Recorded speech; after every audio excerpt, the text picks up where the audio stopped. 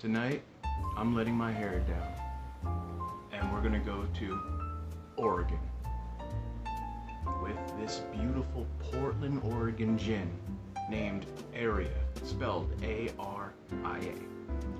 Here's the bottle right here. Very nice. I love a good punt, and you know this one has a good punt. This was one of the first gins that got me back into this whole crazy gin world that I'm involved in. And the good people in Spring Hill, who run the greatest liquor store, I talk about it all the time, Elixir Spirits in Spring Hill, Tennessee. The owner turned me on to this Portland Dry Gin. Portland Dry Gin. So it's a little bit different, I guess. They have the modern concept, and they also have a London Dry base, which is cool. I love this bottle. Look at this, all the awards on the back, which is very impressive, what they have won. Gold medal, double gold medal, gold, gold, gold, gold, gold. It's made by the Martin Ryan Distilling Company in Portland, Oregon. It's distilled from grain, and it comes in at 45%. Not too shabby. And also, all the botanicals are right there on the bottle. Thank you, Aria, thank you. The botanicals are juniper, coriander, angelica, cardamom, grains of paradise, cupid berries, orris root, lemon zest, orange zest, and cassia bark. I mean, what a great lineup right there, just already. All right, it's too damn hot with my hair down, so we're gonna have to refix this. I've been growing my hair out ever since my lovely, beautiful ex-wife decided that we should no longer be together. And then COVID happened, and you know, no one got a haircut. And after that, I figured, let's see how long I really can get it. I've never done that. Well, I did when I was younger, but it doesn't count. I was stupid then. Aria Gin. You can tell right away just by that clink that this is a nice high caliber glass with a nice good sized punt in there. This is more or less a wine bottle. I mean, this is beautiful. I really like this bottle. I like the way, I like the art of it, I like the font, I love, there's a lot going on just the bottle alone. Alright, let's open it. Snap of destiny. Alright, we're gonna use this guy.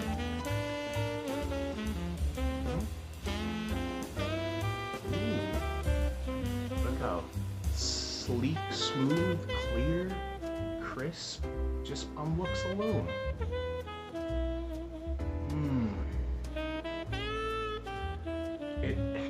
It screams London Dry. It screams Portland Dry. It's pine fresh juniper on the nose, citrus and coriander. They're doing exactly what they should be doing. There's even a slight warm peppery with the cupid berries on the back end.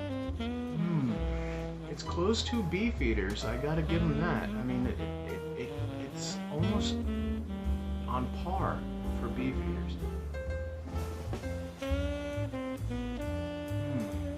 I can't wait any longer.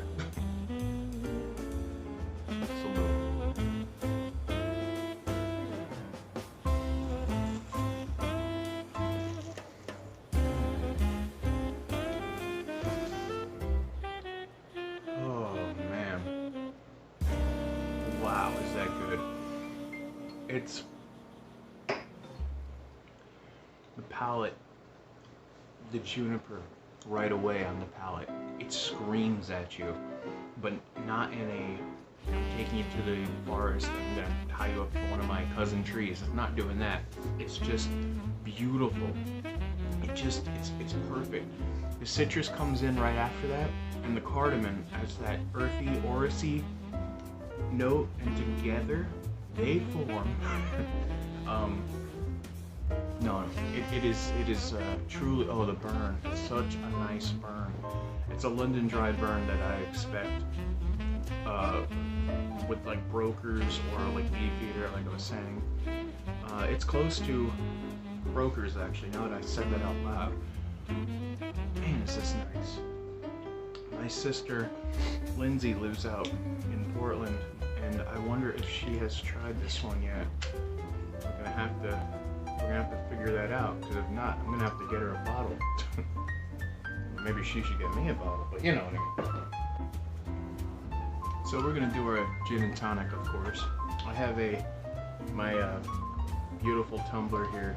I use usually for Tom Collins or a Collins style cocktail. But we're gonna use that tonight for our G&T. I want something a little bit bigger, a little bit more space so I can mix a little better.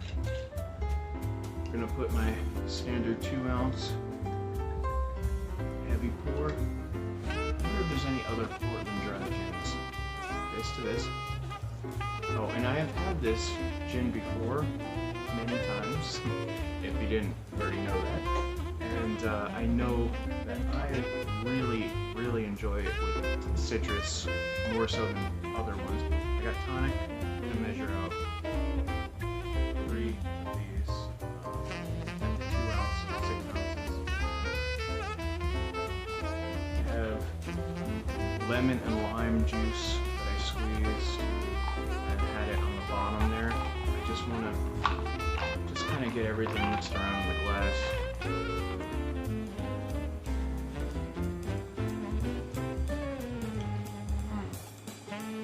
You know, I think secretly I've been craving this cocktail and this gin and this for a while. I haven't really fulfilled that craving, I guess, with, you know, the other gin and tonics I make with the gins on the program here. They're great. There's nothing wrong with them, but when I have a London dry gin and I have it with the tonic with the citrus that I like, there's something about that. It's just familiar, and I think sometimes, well, they should all be like that, shouldn't they?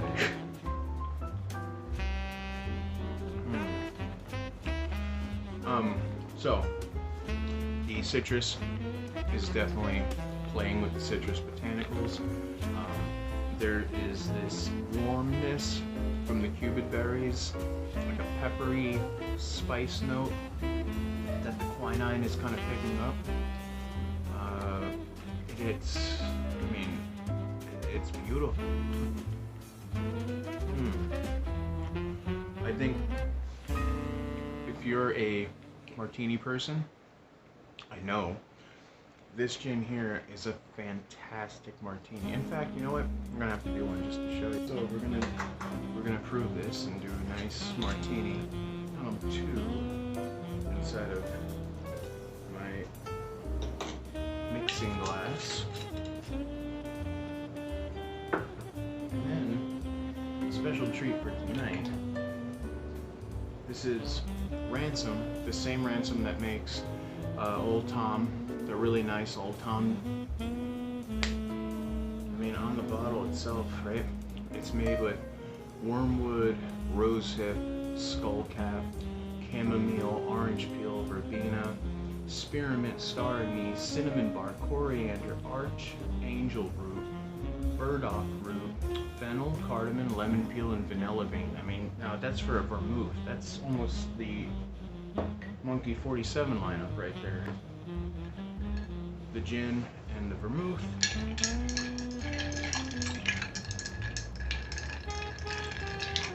Stir it around about 50 times, give or take.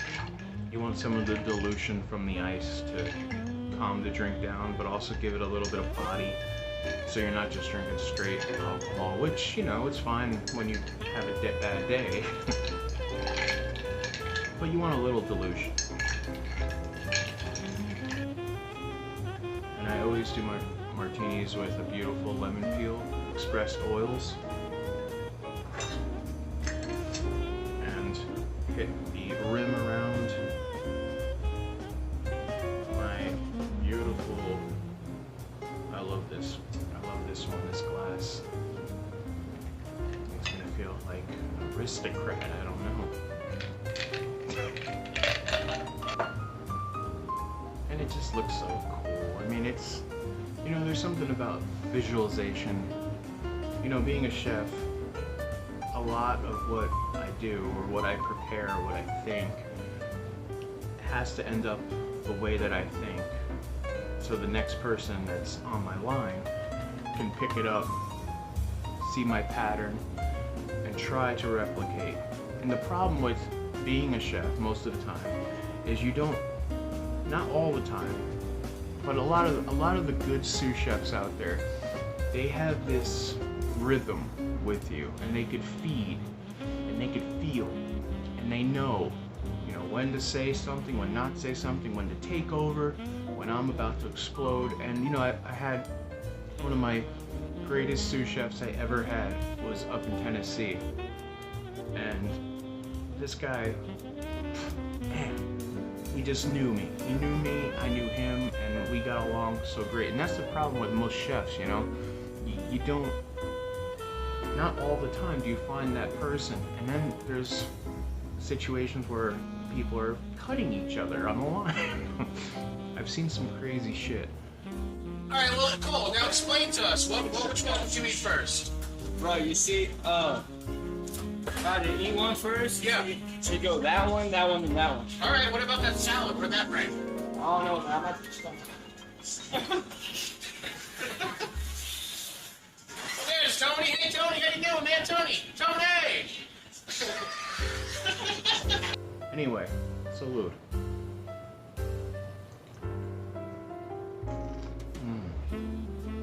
You know what this needs? A couple of olives, just a little bit. And I'll probably do that in a minute. But this is gorgeous. That vermouth plays with this gin so well. It's like the vermouth is the sous chef to the gin's executive. And it complements it. You wouldn't get without it. That's why I get so upset when I see people making martinis. First, don't make a martini with vodka, okay? If you're gonna do that, don't do it in front of me. That's not a martini. And second, don't rinse the ice cubes and throw out the vermouth, okay? Put a little vermouth into your martini. That's the whole point. Those two, vermouth is a botanically distilled spirit, just like gin. So that's why if you pick the right vermouth and the right gin, you're gonna have a really good cocktail. And you're gonna have something, especially if you're throwing a party or something, or you wanna show off, you know, what you've learned. People will be very impressed by your martini know-how, even though it's just 2 or 3 ingredients thrown into a cup, stirred around and put into another cup. But trust me, they're gonna notice that you're going the extra mile, and you're thinking more here.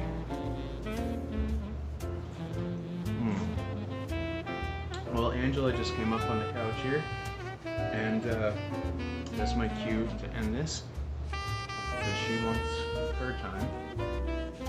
So, we'll go back, I'm gonna switch back over to G&T for a moment. Oh my god, it's so good. Now, what I would do if I was in an area where this gin is not available, first thing I would do is look on their website and see if they distribute to your section of the world. Number one. Number two, if they do, you're in luck, because you could just chum up with one of your liquor store owners and ask them to order you a bottle if you're well in, and if you buy a lot of bottles at certain locations, they will definitely do that for you. Because I've found that more often than not, liquor store owners, they are just like you. They love spirits that much that they're gonna do what they can to give you the best. And you know, plus they're gonna make money on it. But if you find a really good liquor store owner, just like a fishmonger or a butcher, or even a milkman, trust me, I lived up in Vermont. You get in good with the dairy people, you're always sitting pretty with cheese, especially in Vermont. But I think I'm gonna go and enjoy these 2 cocktails I made.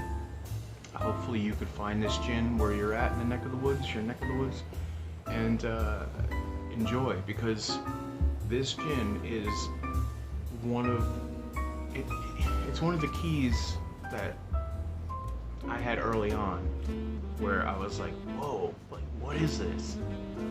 There's so many things going on within the bottle, and you just have to experience it for yourself. Well, from me to you to me, and to everyone else out here in the middle, from sea to shining sea, I wish you guys a good night, a good day, a good afternoon.